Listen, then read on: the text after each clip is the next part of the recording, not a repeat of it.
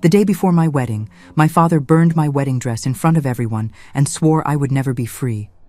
But what my fiancé did when he saw me crying changed everything. He destroyed my father's empire with his own hands. Hi, my dear ones. It's so good to have you here with me today. Please, make yourselves comfortable, sit down, because this grandmother is going to tell you a story that still moves me to this day when I remember it. My name is Sarah Helen Anderson.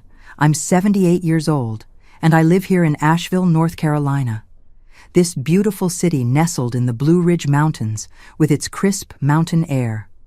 I was born and raised right here in this blessed land, and I've never left. This city is my whole life. Oh, and before I continue my story, I wanted to make a special request to those of you watching. Could you please click that red subscribe button down there? And the bell too, so you don't miss the next videos from this grandmother? I get so happy when I see new people listening to me, you know? It's like having more grandchildren to tell my stories to. And go ahead and leave a like too, will you? It helps this work reach more people who need to hear what I have to say. And you, my dear ones watching right now, tell me here in the comments, what little town are you watching from? And what time of day did you find this video? In the morning with your coffee, after lunch, or in the evening? I always read all the comments, and I'm so happy to know where you're from and when you take time out of your day to hear this grandmother's stories. Tell me, okay? Let's create a chain of love. Well, my dear ones, I brought you here today because I need to tell a story I've kept in my heart for a long time. It's about the saddest and most important day of my life, the day before my wedding. Something that could have destroyed everything. Something that involved my own father, a dress in flames, and a man I thought I knew, but who surprised me in a way I could never have imagined. It's a story of pain, yes, but also of justice, of courage, of a love that proved to be stronger than I dreamed.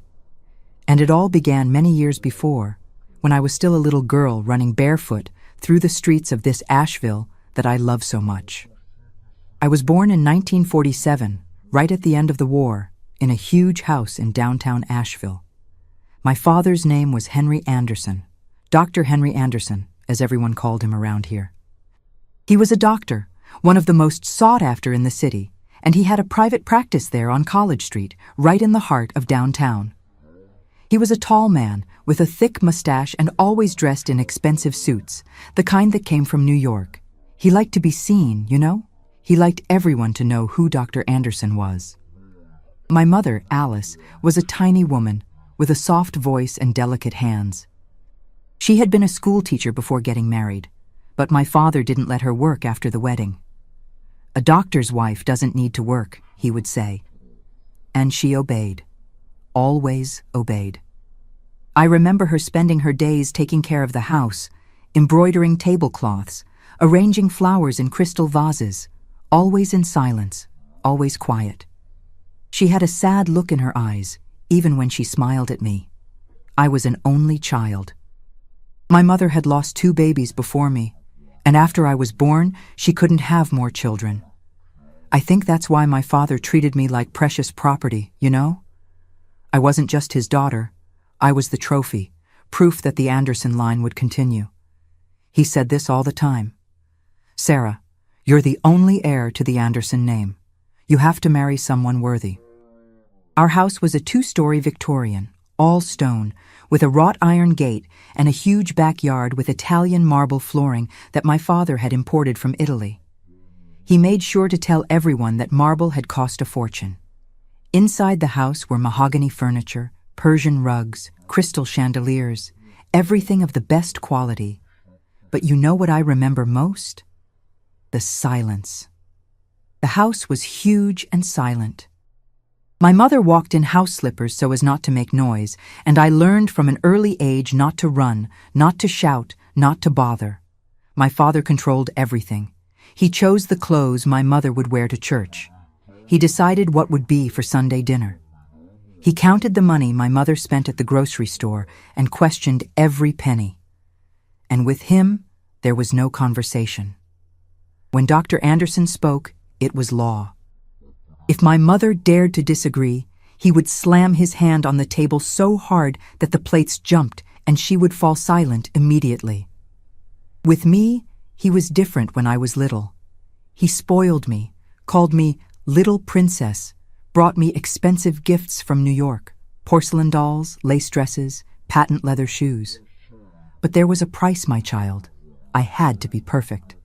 I had to get the best grades at St. Mary's Academy, where only girls from wealthy families studied. I had to always walk with straight posture, speak softly, smile at the right time. "You represent the Anderson family," he would say. "You can't embarrass us." I had few real friends. The girls at school were jealous because I was Dr. Anderson's daughter and boys couldn't get near me. My father didn't allow it. I played alone in the backyard, hopscotch on the marble stones, or pretending the rose bushes in the garden were enchanted forests. Sometimes my mother would sit with me on the porch and teach me to embroider, and those were the happiest moments, just the two of us, in silence, with needles dancing on the fabric. But as I grew older, things got heavier. When I turned 10, my father started introducing me as the future Mrs. So-and-so, always talking about marriage, lineage, important families. He had it in his head that I would marry the son of some wealthy landowner or some industrialist from New York. He said he would arrange a good marriage for me when the time came. I remember one day, I was about 11, when a classmate invited me to her house to play.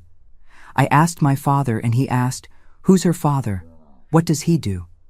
When I said her father was a carpenter, my father laughed and said, "Sarah, you're not going to play at poor people's houses. You're not just anyone." And he didn't let me go. I cried hidden in my room, but it didn't help.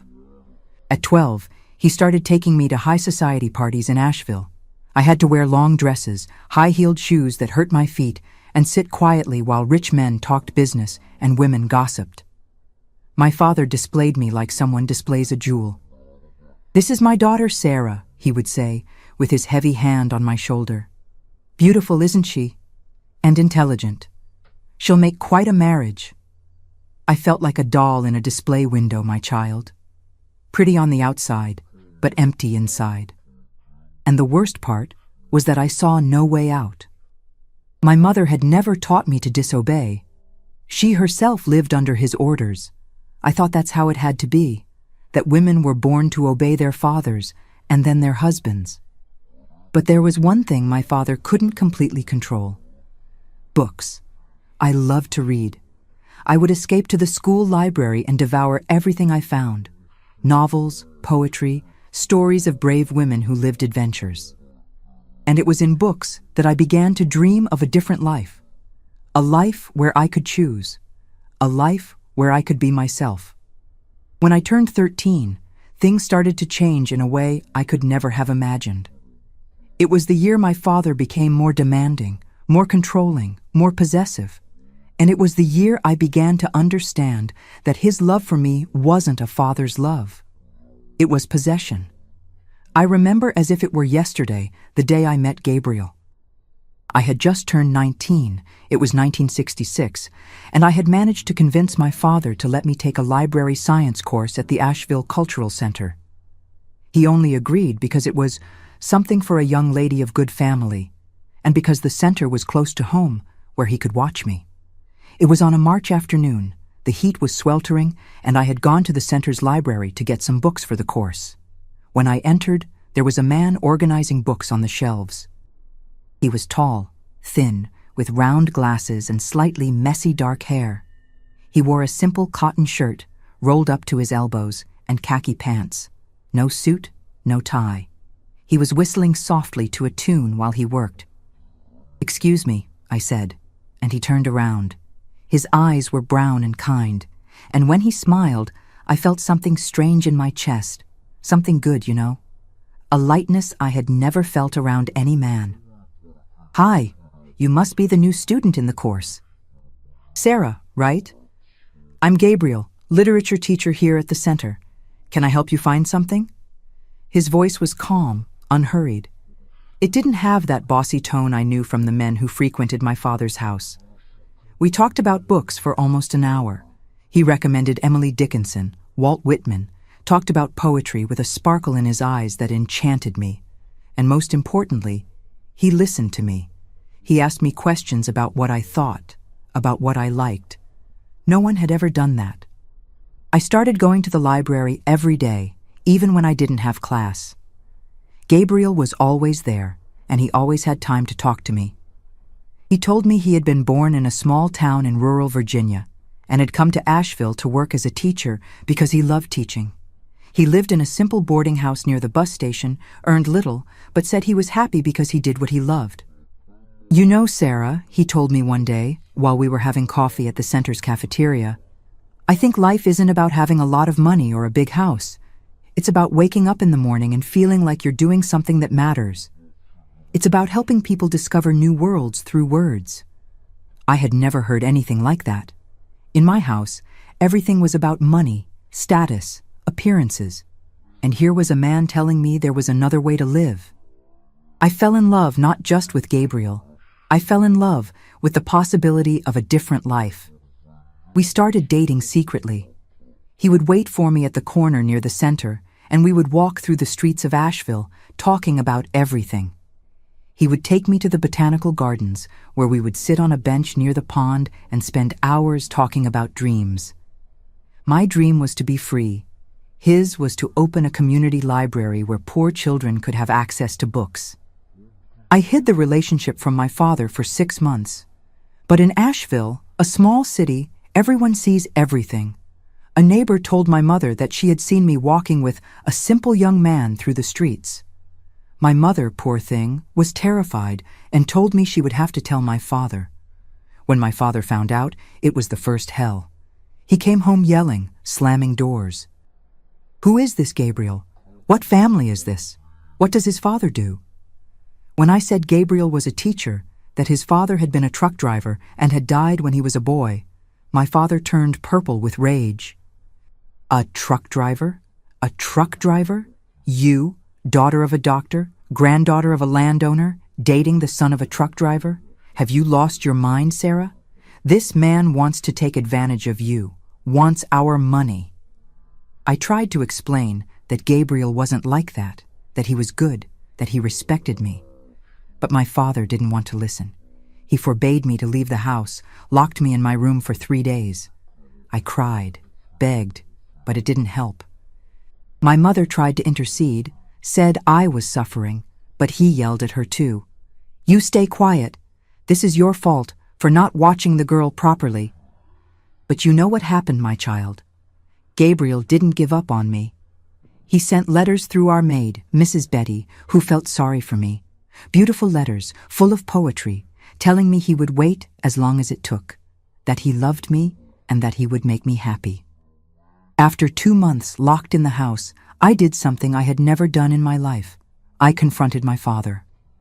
I went down to the living room where he was reading the newspaper, stood in front of him and said, with my voice trembling but firm, "Father, I'm going to marry Gabriel, with or without your blessing. I'm 20 years old, I'm of legal age, and I love him." My father looked at me as if I had spit on him. He slowly got up from the armchair, walked up to me, and slapped me so hard that I fell to the floor. My mother screamed. I got up with my cheek burning and my eyes full of tears, but I didn't look away from him. "You want to marry this pauper?" he growled. "Want to become a poor teacher's wife, living in a rented room, going through hardship? Then go. But get out of my house. You'll never get a penny from me again, you hear? Never." I thought that was it, that he was going to throw me out right then and there. But you know what happened? My mother, for the first time in her life, disobeyed my father. She placed herself between us and said, in a voice I had never heard, "Henry, enough. She's our daughter. If you throw her out, you'll lose her forever. Is that what you want?" My father stood there for a few seconds, breathing heavily. Then he said something that chilled me. "Fine, she can get married, but she'll regret it. I'll do everything to make sure this marriage doesn't work. And when she comes crying, asking to come back, I'll remind her of this choice. Gabriel and I set the wedding for December of that year, 1966. I was 19 when we got engaged. My father hadn't spoken to me since the day of the fight, but he also didn't throw me out. He pretended I didn't exist. He would pass me in the hallway and not look at me, didn't greet me at meals.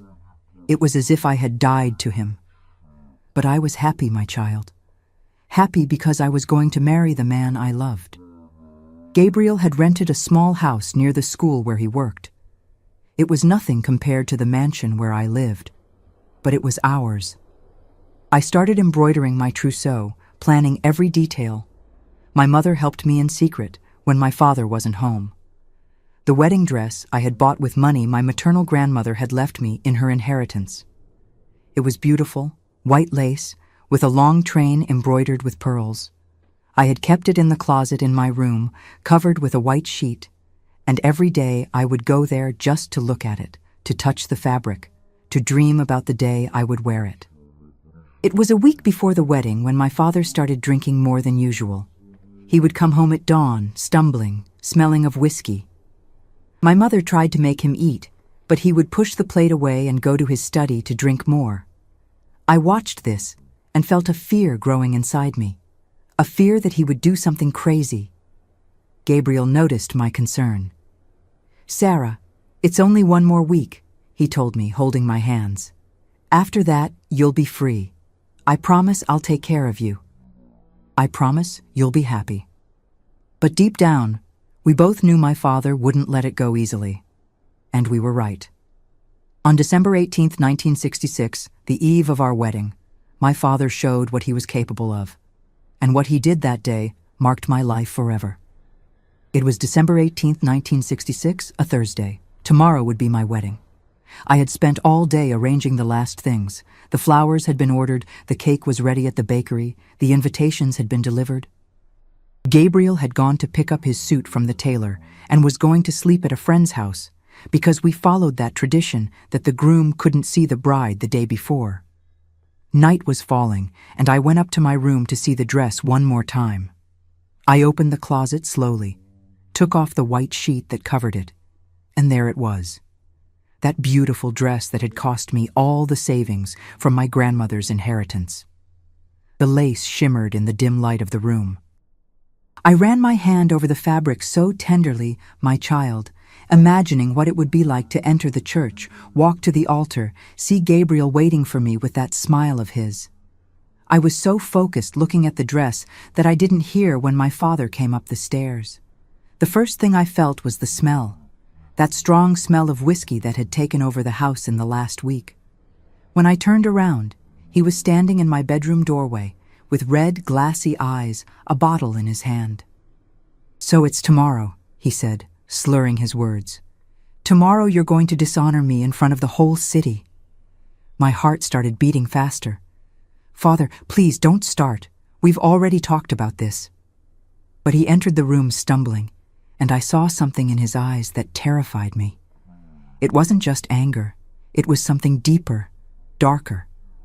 It was as if he had gone completely insane. "You think I'm going to let this happen?" he growled, getting closer. "You think I'm going to stand here watching you throw away everything I built? The Anderson name being dragged through the mud because of a miserable teacher?" He grabbed the dress on the hanger so hard that I heard the wood creak. I took a step forward, trying to stop him. "Father, no, please, don't do this. Get out of the way!" he screamed and pushed me with his free arm. I fell backwards onto the bed, and he pulled the dress from the closet with such violence that the hanger fell to the floor with a dull thud. "Father, no! Please, no!"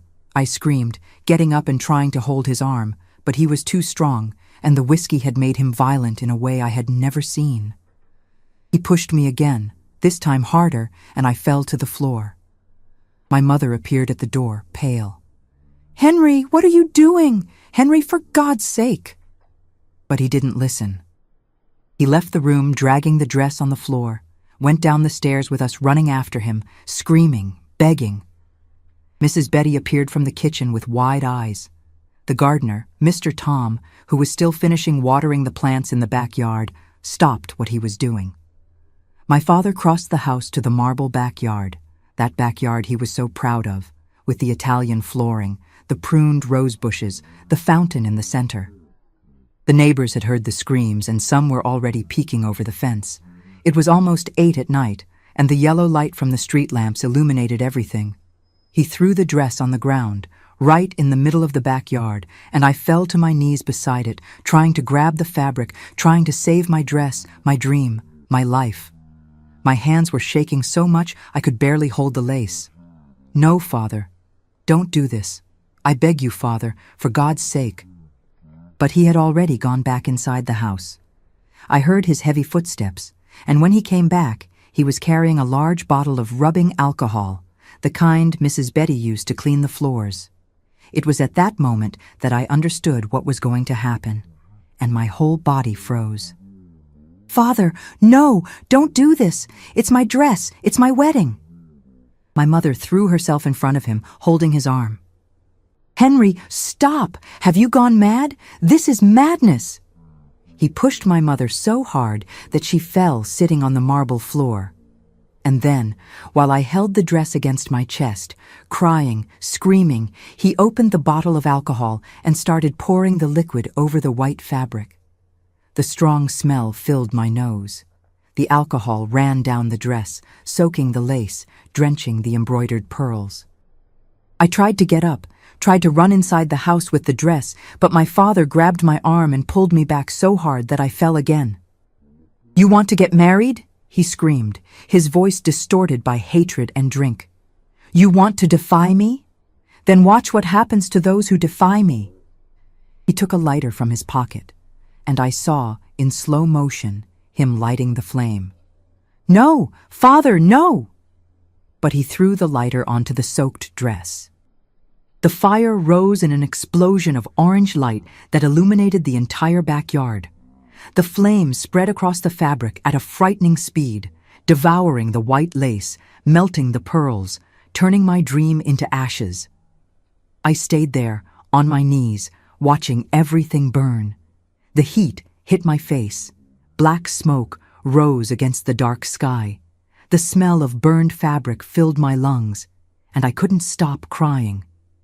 My mother was on the ground, sobbing, with her hands over her face. Mrs. Betty was crying, leaning against the house wall. Mr. Tom had taken off his cap and looked at the ground, not knowing what to do. And the neighbors, on the other side of the fence, watched in silence that scene of horror. My father stood there, holding the empty bottle, looking at the fire. He had a strange expression on his face. It was almost a smile of victory, as if he had just won a war. When the fire began to diminish, when only the charred pieces of fabric remained smoking on the marble, he turned to me and said, in a cold voice I'll never forget, "You'll never get married while I'm alive, Sarah. Never. No one takes you from me. You're mine. You've always been mine. And if that poor little teacher shows up here tomorrow, I'll run him out of this city. Understood?" He threw the empty bottle on the ground, where it shattered into 1,000 pieces, and went inside the house stumbling, leaving me there, on my knees in the still warm ashes of my wedding dress. I don't know how long I stayed there. It could have been 5 minutes, could have been an hour. I only remember looking at what was left of the dress, some pieces of black, twisted, unrecognizable fabric. The pearls had melted and stuck to the marble. The smell of burning was everywhere, in the air, in my clothes, in my hair, on my skin, and I thought, it's over. Everything is over. My father had destroyed not just the dress, he had destroyed my future, my freedom, my chance to be happy. It was my mother who lifted me from the ground. She pulled me by the arm so hard that I felt my bones ache, hugged me tight, and we cried together there in the backyard with the smell of burning still in the air and the neighbors whispering on the other side of the fence. The ashes of the dress still released a thin wisp of smoke, as if they were the last sighs of my dream dying. Mrs. Betty brought a glass of water, but my hands were shaking so much I couldn't hold it. She had to put the glass to my lips like I was a child. I tried to drink, but the water went down wrong, and I started coughing, choking, feeling like I was going to vomit. The smell of burning had gone so deep into my lungs that it seemed like I would never be able to breathe clean air again. "Come, daughter, come inside," my mother whispered, guiding me to the house. My legs barely supported me. I looked at the marble floor stained with ash, with charred pieces of lace, with melted pearls stuck to the Italian stone. Each step I took seemed impossible, as if I were walking underwater, as if the world had become too heavy to exist. But when we passed through the living room, my father was there, collapsed in his armchair, with the whiskey bottle almost empty in his hand. His eyes were red, bloodshot, but there was something worse in that look. There was satisfaction. He looked at me and gave that smile, that horrible smile of someone who had just won a war. "Now you understand, Sarah," he said, with a thick tongue, but his voice still firm, still full of authority. "You're my daughter, mine, and as long as I'm alive, you'll do what I say. There's no Gabriel, no wedding, no escape, no freedom. There's only me. Only I command your life. Only I decide your future. And you will obey me, even if I have to lock you in this house for the rest of your life." Something inside me broke at that moment, my child. It wasn't just my heart. It was something deeper, more essential. It was the last hope I had that my father still had a piece of humanity, a thread of true love for me. But there wasn't. He didn't love me. He possessed me. Like one possesses a jewel, a painting, a property. And I realized at that instant that to him, I had never been a daughter. I was a thing. A valuable object he kept locked inside the house so no one could steal it. I ran upstairs to my room and locked the door. My mother tried to come in after me, but I screamed, "Leave me alone! Please, Mother, leave me alone!" I heard her crying on the other side of the door, but I couldn't comfort her. I could barely breathe. I sat on the floor, leaning against the bed, and it was there, in that dark corner of my room, that I had the first terrible thought. What if I just give up? What if I don't have the strength to fight him? What if it's easier to die than to keep living like this? I closed my eyes tightly and saw Gabriel. I saw his face, those kind eyes behind the round glasses, that smile that made me believe the world could be good. I remembered the first time he held my hand, on that bench in the gardens near the pond. I remembered how he had looked at me and said, "Sarah, I promise I'll make you happy. I won't let anyone hurt you ever again." And now, he was sleeping peacefully at his friend's house, dreaming about our wedding tomorrow. He didn't know my father had burned my dress. He didn't know I was trapped in this house like a prisoner. He didn't know that the man he thought was just a difficult father was actually a monster. And tomorrow morning, when he arrived at the church in his new suit with a bouquet of white flowers in his hand, waiting to see me walk in, and I didn't show up, what would he think? That I had given up on him? That I had chosen the comfortable life in my father's house instead of his love? That I was too weak, too cowardly to be his wife? The pain in my chest was physical, my child. It was as if someone had stuck a knife between my ribs and was twisting it slowly. I bent forward, hugged my knees, and started rocking back and forth, trying to find some comfort, some position that hurt less. I needed to warn Gabriel. I desperately needed to. But how? My father had gone down, and I heard when he locked everything. I heard the sound of keys turning in the lock of the front door, the kitchen door, even the pantry window. I heard him dragging furniture, barring the exits. He had truly imprisoned me. He had transformed that huge house into a jail. And tomorrow morning, when Gabriel came to get me, my father would be there at the door, blocking the entrance, saying the wedding was canceled, that I had changed my mind, that I didn't want it anymore. I got up and started walking back and forth in the room like a caged animal. 6 steps to the window, 6 steps back to the door. 6 steps to the window, 6 steps to the door. My bare feet on the cold wooden floor. My hands pressing against each other until the knuckles turned white. I looked at the window. It faced the backyard, the garden where there was an apple tree I used to climb as a child. but now the second floor seemed too high, too dangerous. If I jumped, I would break a leg, maybe both. And then my father would have a perfect excuse to keep me locked up. She's injured, poor thing, needs rest. I tried to open the bedroom door slowly, just a crack, to hear what was happening downstairs. I heard my father still in the living room, walking back and forth, his heavy footsteps on the floorboards. I heard him muttering to himself, saying things I couldn't quite understand. He was still drunk, and when my father drank too much, he became violent. I closed the door again, slowly, without making noise. My heart was beating so hard I could hear the blood pulsing in my ears. I pressed my forehead against the cold wood of the door and whispered, "Gabriel, forgive me. Forgive me for not being strong enough. Forgive me for having a father who's a monster. Forgive me for not being able to fight him." I went back to the bed and sat on the edge, holding the pillow against my chest. The tears fell by themselves, silent, wetting the embroidered fabric that my grandmother had made years ago. And for the first time in my life, I seriously thought about giving up on everything. I thought, I'm not going to make it. He's too strong, too rich, too powerful. He's Dr. Anderson, the man everyone respects in this city. And I'm just a scared girl who can't even protect her own wedding dress. I thought of all the times I had seen my mother bow before him, all the times she had swallowed the humiliation, the pain, the fear. How many times had she been red-eyed from crying in secret? How many times had she nodded her head while he yelled, cursed, humiliated? She had lived 30 years like that, 30 years a prisoner of this man. Was this going to be my destiny too? Living trapped in that house, watching the years pass by, watching my hair turn white, watching Gabriel move on with his life, marry another woman, have children with another, while I rotted inside like an old piece of furniture covered in dust? The night passed slowly, heavy as lead. I didn't sleep a single minute. I stayed sitting on the floor of my room, back against the wall, looking at the door, waiting.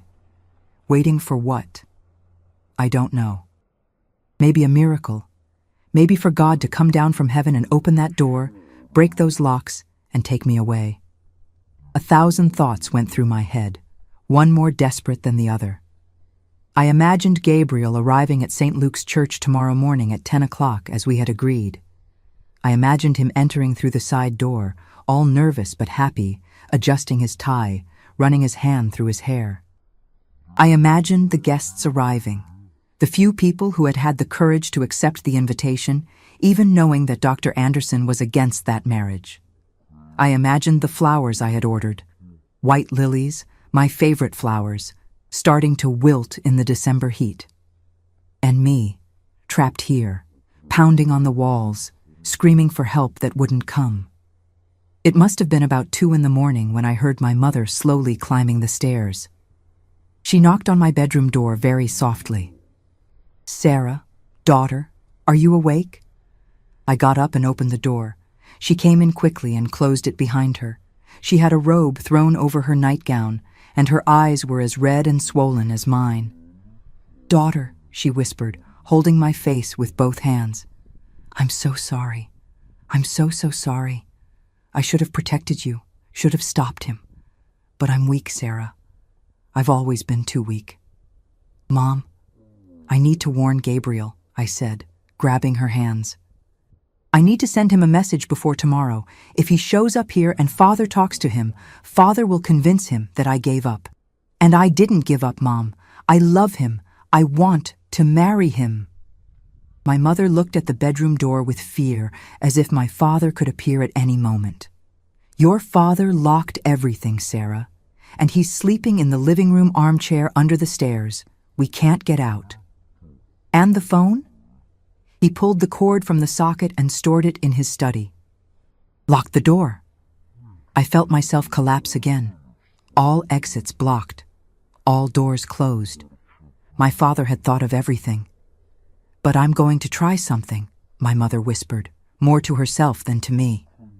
"Tomorrow morning, before he wakes up, I'll go to Betty's house. She lives nearby on the back street. She can take a message to Gabriel." Do you think she'll accept? Won't she be afraid of father? Betty has always liked you, daughter. She watched you grow up, and she hates your father. He treats her badly, pays her a pittance, yells at her. She'll accept. My mother hugged me tightly and left the room, closing the door without making noise. And I stayed there, with a thread of hope lighting up inside my chest. Just a thread. Very thin. But it was something. It must have been about 3 a.m. when I heard a little noise at the window. It was so faint that at first I thought I had imagined it. But then I heard it again. A soft tap, tap, tap on the glass, rhythmic, insistent. I ran to the window and looked down, my heart racing. And there, in the dark backyard, illuminated only by the waning moon appearing between the clouds, was Mrs. Betty. She had climbed an old wooden ladder, the same ladder Mr. Tom used to prune the trees, and was holding a little piece of paper in her hand. She put her finger to her lips, asking for silence, and stretched her arm up, trying to reach the window. I opened the window slowly, slowly, so carefully that each centimeter seemed like an eternity. The latch creaked and I froze, expecting to hear my father wake up downstairs. But nothing. Just the silence of dawn and the distant crow of a confused rooster who thought it was already day. I stretched out my arm and took the note from her hand. Betty climbed down quickly, like a cat, and disappeared into the darkness of the backyard. I closed the window, lit the oil lamp on the nightstand with a trembling hand, and read, "Sarah, your mother woke me up a little while ago. I went to Mr. Arnold's boarding house where Gabriel is staying. I knocked on his room window and he woke up. I told him what your father did. He turned white, my child, white as paper, said he needs to talk to you. That he needs a message from you to know what to do tomorrow. Write something and I'll take it before sunrise. Betty." My hands were shaking so much I had to hold the paper with both hands to be able to read to the end. Gabriel knew. He knew what my father had done. And he hadn't left. He was there, waiting for an answer from me. I took my notebook, tore out a page, and started writing. The first version I tore up. The words were confused, meaningless. The second, too. On the third try, I finally managed to put on paper what was in my heart. Gabriel, my love, my father burned my dress in front of everyone. Burned my dream, my hope, my dignity. He locked me in this house and swore I'll never get married while he's alive. He said I'm his, that I'll always be his. I'm so scared, Gabriel. So scared of losing you. So scared of spending the rest of my life trapped here. But even with all this fear, I love you. I love you more than I love my own life. I haven't given up on you. I'll never give up on you. I don't know what will happen tomorrow. I don't know if we'll be able to get married. But I need you to know, even if we can't be together, you were the best thing that happened in my life. You showed me that love can be kind, that it can be respectful, that it can be free, and no one will take that from me. Not my father, not anyone. I'll fight, Gabriel. I'll find a way. I don't know how, but I will. Please, don't give up on me. Sarah." I folded the paper, put it in an envelope I had in the desk, a white envelope with gold edges that I had set aside to write thank you cards after the wedding, and waited for Mrs. Betty to come back. Every minute seemed like an hour. I would sit on the bed, get up, go to the window, come back. Time had stopped. The world had stopped. There was only that agonizing wait, that fear that my father would wake up and discover everything. Almost an hour must have passed when I heard the little noise again at the window. Tap, tap, tap. I ran, opened it, and there she was again, on the ladder, with her hand extended. I threw the envelope down carefully, aiming at her hand. She caught it in the air with an agility I didn't know she had, tucked it inside her apron, and climbed down. Before disappearing into the darkness, she looked up and nodded, a small gesture that said, "It's going to be okay, girl. Trust. I closed the window and leaned against the wall, sliding down until I was sitting on the floor. My legs wouldn't support me anymore. I stayed there, on the cold floor, hugging my knees, and waited for dawn. The sky brightened slowly, very slowly. That dark gray of dawn, turning light gray, then dark blue, then light blue with some pink streaks on the horizon. And I stayed there, listening to the birds starting to sing outside, first a robin, then a mockingbird, then a flock of doves that landed on the roof. Listening to the city wake up, the first cars passing on the street, the milkman's whistle, the baker shouting, "Fresh bread." It was December 19th, 1966, a Friday, the day that should have been the happiest of my life, my wedding day. I heard when my father woke up downstairs, at 7 o'clock sharp. I heard him getting up from the armchair with a groan, heard his heavy footsteps going to the bathroom, the flush, the faucet. I heard him opening the doors he had locked, the kitchen door, the pantry door, the living room window. I heard him asking my mother for coffee in a tired but still firm voice. "Alice, my coffee, and make it strong." It must have been about 8 o'clock when my mother knocked on my bedroom door. I hadn't moved from where I was. I was still sitting on the floor, back against the wall, looking at the window where the strong summer sun was already coming in. "Sarah, daughter, your father wants to talk to you downstairs." I got up slowly. My body was sore from so much time in the same position.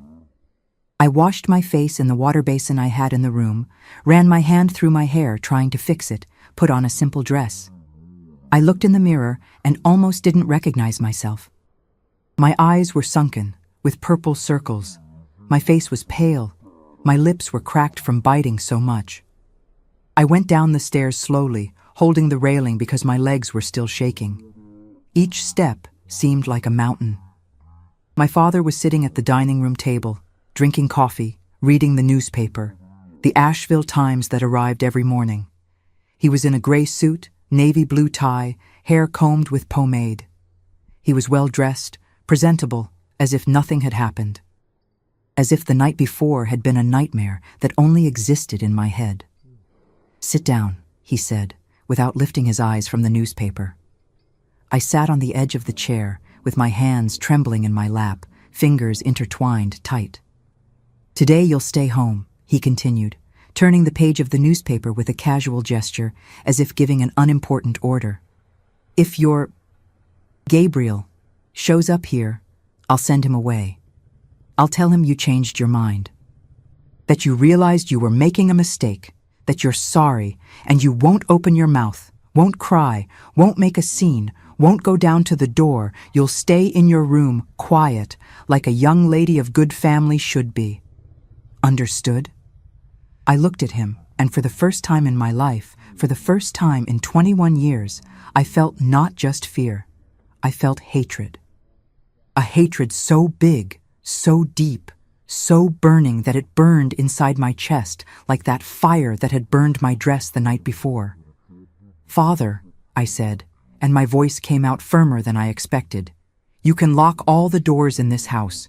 You can lock me in my room. You can burn all my dresses. You can beat me. You can humiliate me, but you can't lock me up forever. One day I'll leave here. One day I'll be free. And when I leave, when I finally manage to escape this hell, you'll never see me again. Never. You'll die alone, old and bitter, and I won't be there. I won't cry at your funeral. I won't miss you, because you're not my father. My father would have loved me. My father would have wanted my happiness. You're just a tyrant who keeps me prisoner." My father put down the newspaper slowly, very slowly. He looked me in the eyes for the first time since I had come down. And you know what I saw in that look, my child? It wasn't just anger. It was fear. For the first time in his life, Dr. Henry Anderson was afraid. Afraid of truly losing me. Afraid that I would actually keep my promise. His mouth opened to say something, but before any sound came out, the doorbell rang. Once, twice, 3 times, insistent, urgent. My heart raced. I knew who it was. My whole body knew. It was Gabriel. My father got up from the chair so fast it almost fell backwards. "You stay here," he ordered, pointing his finger at me. "Don't come down. Don't show yourself. I'll handle this." But I also got up. And this time, my legs didn't tremble. "No, Father. This time I'm going down. This time I'm going to see him." My father took 2 steps in my direction, his hand raised as if to hit me again. But before he could do anything, my mother appeared from the kitchen and stood between us. "Henry, no! Enough! For God's sake, enough!" The doorbell rang again, and again, and again. Whoever was outside wasn't going to give up. My father shot me a look of pure hatred and walked to the front door, smoothing his suit, adjusting his tie, putting on that mask of respectable Dr. Anderson that he wore for the city. My mother and I stood in the hallway, holding each other's hand, waiting. He opened the door with a fake smile on his face. "Gabriel, what a surprise. What are you doing here so early?" And that's when I heard his voice. That voice I loved, but which at that moment sounded different, colder, harder, more dangerous than I had ever heard. "You know very well what I'm doing here, Dr. Anderson. I came to get my fiancé." "Ah, about that," my father began, with that condescending tone of his. "It turns out there's been a change of plans. Sarah thought better and—" "Sarah didn't think anything," Gabriel interrupted him. "You burned her wedding dress last night. Poured alcohol on it and set it on fire in the backyard, in front of the neighbors. The whole city already knows, Dr. Anderson. Everyone's talking about the respectable doctor who went crazy and burned his own daughter's dress." I let go of my mother's hand and ran to the hallway. From where I was, I could see Gabriel at the door. He was in a dark suit. It wasn't new. I knew that suit. He only had that one and one more. But it was impeccable, well pressed, tie aligned. His glasses reflected the morning sunlight. And his face. My God, his face was different. Serious, determined, implacable. "Sarah!" He saw me and took a step forward, but my father blocked the entrance. "You don't enter my house," my father growled, dropping the pose of educated man. "You're not welcome here. You never were and never will be." "I don't need to enter," Gabriel said, and I saw when he took off his jacket with a calm movement and threw it over his arm. "Sarah, come here, love." "Come with me." I took a step forward, but my father turned and grabbed my arm hard. "You're not going anywhere." And it was at that moment that Gabriel lost his patience. He took 2 steps forward, entered the house, pushing my father aside, and came straight to me. My father tried to hold him, put his hand on his shoulder to pull him back, but Gabriel turned in a quick movement and grabbed my father's wrist in the air. The force with which he held it must have hurt, because my father grimaced. Gabriel was thin, but he had a strength I had never imagined. He twisted my father's arm slowly, forcing him to let go of my arm, forcing him to back away. "Never," Gabriel said in a low and dangerous voice, "never touch her again. Understood?" My father was red with rage and humiliation. "Let go of my arm. I'm calling the police. Home invasion. Assault." Gabriel let him go, but didn't back away. "Call them. Please, call. It'll be interesting when I tell the sheriff that you kept your daughter in unlawful imprisonment all night, that you destroyed her property, the dress she bought with her grandmother's inheritance, that you physically assaulted her." He looked at my face, where there must still have been the mark of the slap my father had given me the day before. "Call the police, Dr. Anderson. I'd love to have that conversation with the authorities." My father turned pale. He looked at me, then at Gabriel, then at my mother, who was standing in the hallway, and for the first time in his life, I saw him not knowing what to do. Gabriel took the jacket he was holding and put it on my shoulders gently. "Come, Sarah, we're leaving." "She's not going anywhere," my father shouted. "As long as I'm alive, she won't marry you. I don't allow it. I'll never allow it." And it was at that moment that Gabriel smiled. It wasn't a happy smile. It was a cold, calculated smile, from someone who was about to make checkmate. Funny you should mention that, Dr. Anderson, he said, taking a large envelope from the inside pocket of his jacket. Because I wanted to talk to you exactly about that. About permission, about property, about who commands whom. He opened the envelope and took out a stack of papers, official papers with stamps, with signatures. You know these promissory notes, right? Gabriel asked, showing the papers to my father. They're yours. The ones you signed last year when you lost that fortune in the card game at Colonel Patterson's house. You must remember, it was the night you bet and lost 10 times in a row. $50,000. A fortune. My father turned white as paper. How do I know? Gabriel completed. Well, Dr. Anderson, you were so busy despising me, calling me a miserable teacher, that you forgot to properly investigate who I am. You forgot that I'm not just a teacher. My uncle, Samuel Foster, owns 3 ranches in Virginia. He's one of the richest men in the South, and he loves me like a son. He took a step closer to my father, and I saw when my father backed away, pressing against the wall. When Sarah told me how you treated her, when I saw the sadness in her eyes every time she talked about her father, I decided to investigate. And I discovered interesting things, Dr. Anderson. I discovered that you're bankrupt, that the house, the practice, the furniture, your wife's jewelry, everything is mortgaged, that you owe money to half the city, and especially that the mortgage bank had these promissory notes and was about to execute the debt. Gabriel tapped the papers on the palm of his hand, the sound echoing in the deathly silence of the room. So you know what I did? I bought the entire debt, every penny you owe, for $60,000, $50,000 that you borrowed, plus $10,000 in interest. I paid cash, with my uncle's money, who was more than happy to help me when I told him it was to save the woman I love from the clutches of an abusive father. My father was trembling. His hands were shaking. His voice trembled when he spoke. That's not possible. You're lying. Lying? Gabriel opened one of the papers and started reading. I acknowledge that I owe the Asheville Mortgage Bank the amount of $50,000, referring to a personal loan, having as collateral the mortgage of the property located at 247 Magnolia Avenue downtown. This is the address of this house, isn't it, Dr. Anderson? The house where you live. The house you're so proud of. He folded the paper again and put it back in the envelope. Now the debt is mine, and I have every legal right to execute it. This house is no longer yours. In fact, I already went to the registry office this morning at 7 o'clock when it opened. The transfer papers are already registered. This property now belongs to me and Sarah, in a regime of total community of property, according to the marriage that will take place in 2 hours. My father slid down the wall until he was sitting on the floor. He put his hands on his head, pulling his own hair. No, this can't be happening.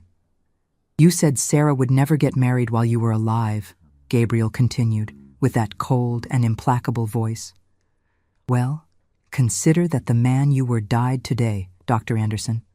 The respectable, powerful Dr. Anderson, who commanded everyone, who controlled his own daughter as if she were property. That man is finished. What's left is just a bankrupt debtor who doesn't even have a roof over his head anymore.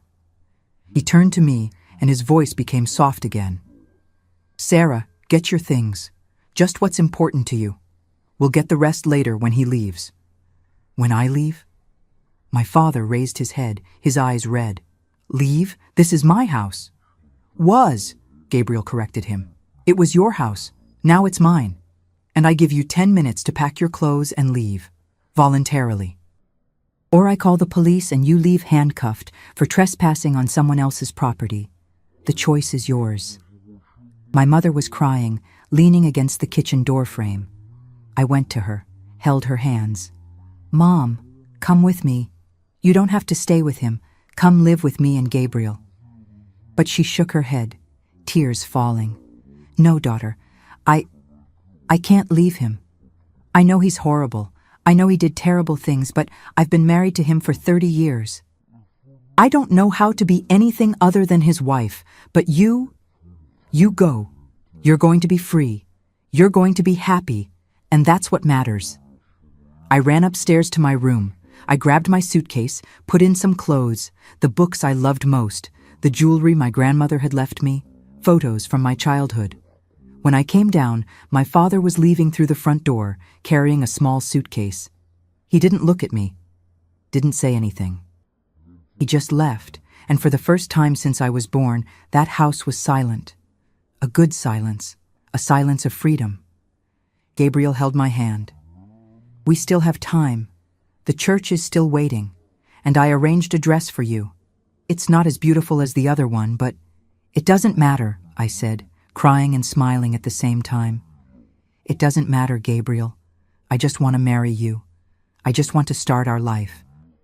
And that's how, at 10 o'clock in the morning, on December 19th, 1966, I entered St. Luke's Church wearing a simple white dress that Gabriel had borrowed from a cousin of his. It didn't have a train, it didn't have pearls, but it was white, and it was mine. And when I saw Gabriel there at the altar, with that smile of his, with his eyes shining behind his glasses, I knew I was in the right place, with the right person. We got married that day, my child, and it was 53 years of such a happy marriage that even today, when I remember it, my heart fills with gratitude. 53 years of partnership, respect, true love. We lived in that house on Magnolia Avenue for 5 years. Gabriel transformed the mansion into a completely different place, full of light, laughter, books scattered everywhere. He opened the windows that my father kept closed, painted the walls in light colors, filled the rooms with plants. The house breathed for the first time in decades. My father never spoke to me again. He went to live in a simple boarding house near the bus station. Irony of fate, isn't it? The man who despised Gabriel for living in a boarding house ended up living in one too. My mother would visit me in secret in the first months, but then my father found out and forbade it. She obeyed, as she always obeyed. My father died in 1974 of cirrhosis. My mother sent word to me, but I didn't go to the funeral. I couldn't. Gabriel held my hand and said, "You have no obligation to cry for someone who made you suffer." And I didn't cry. In 1971, we sold the big house and bought a smaller, cozier house right here in Asheville, in a neighborhood farther from downtown. Gabriel said that big house had too many heavy memories. He wanted us to start in a new place. That was just ours. And it was the best decision we made. Our little house had 3 bedrooms, a large porch with a view of the mountains, and a backyard where I started planting my first flowers. Gabriel worked at the public school, and I gave private English lessons here at home. We didn't have much money, but we had enough. And most importantly, we were happy. We had 2 children. Luke was born in 1968 and Marina in 1970. 2 gifts from God that filled our house with joy. Gabriel was the most present and loving father I could have asked for my children. He read stories to them every night, helped with homework, took them to the park every Sunday. He showed them what it's like to have a real father, not a tyrant, but a loving guide. My Gabriel passed away in 2019, 6 years ago. It was a heart attack, very quick, almost without suffering. He was 81 and had been retired for a long time.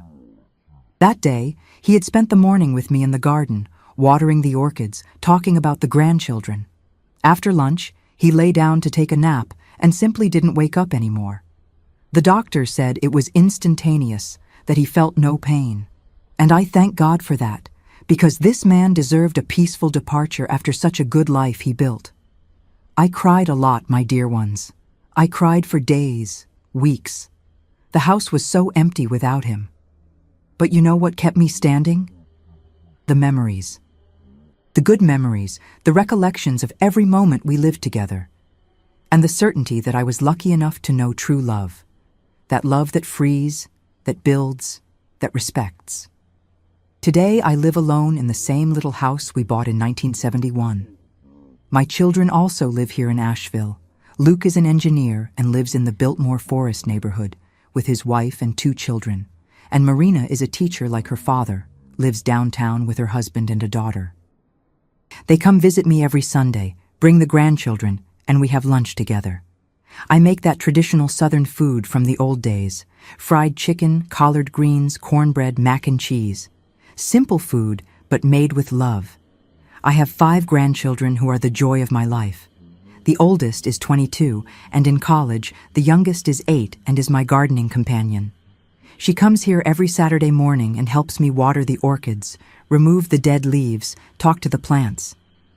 She's just like me when I was a child, full of questions, curious, affectionate. My routine today is simple and peaceful. I wake up early, have my coffee with cornbread, go to the porch to take care of my 50-something orchids. Each one has a name. There's Rose, Betty. I named this one in honor of Mrs. Betty, who passed away in 1995, poor thing. There's Hope, Victory, Freedom. They're my darlings. I spend afternoons reading. I still read a lot. This love for books that Gabriel taught me never went away. I read novels, poetry, biographies. I participate in a book club here in the neighborhood with other ladies my age. We meet every Thursday at one of our houses, have tea, eat cake, talk about books. It's very nice.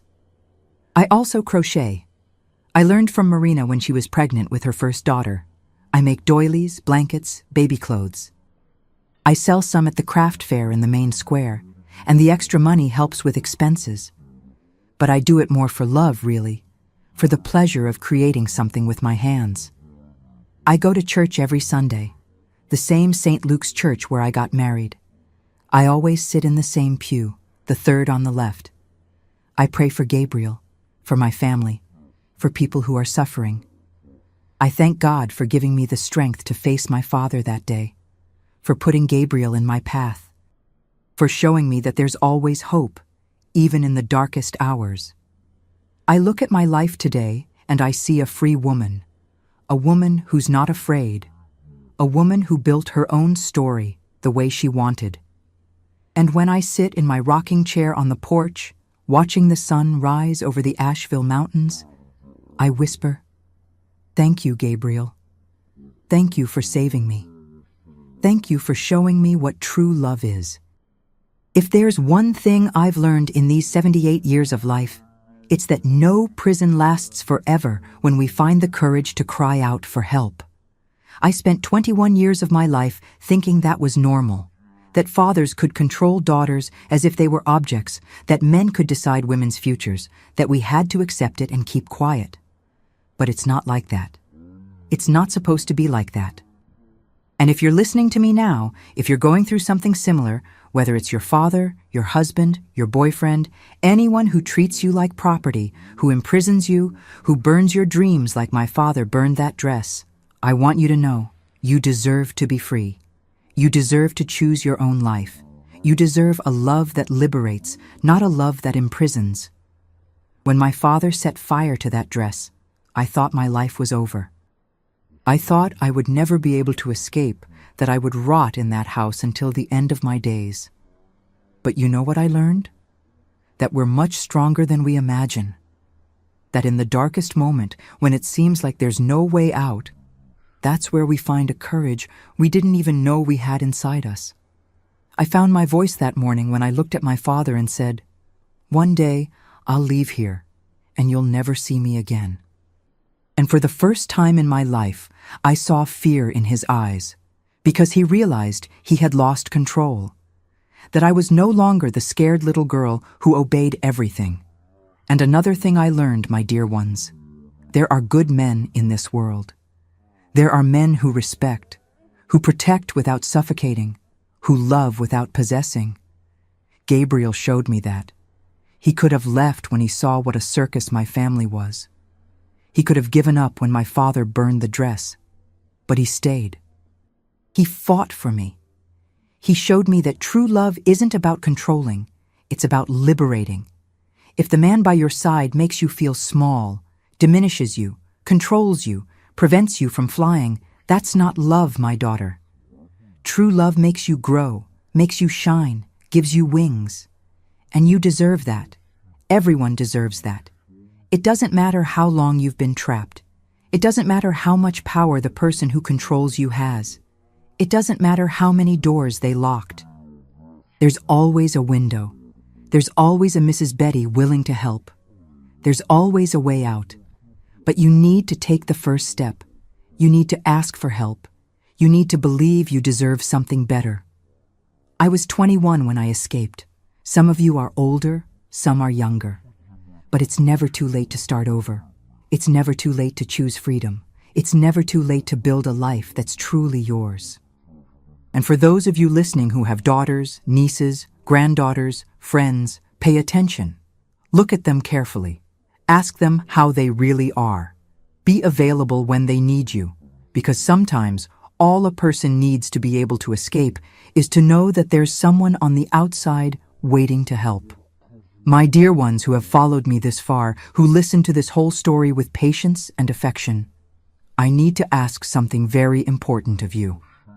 If this story touched your heart, if you know someone who's going through a situation of control, abuse, imprisonment within their own home, whether by father, husband, boyfriend, or anyone, share this video.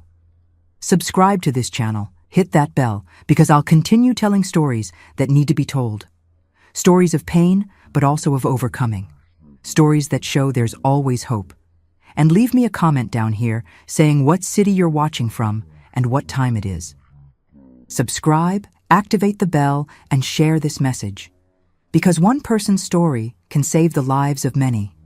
A kiss to each of your hearts, and may God bless you. And remember, you deserve to be free. You deserve to be happy. You deserve to choose your own life.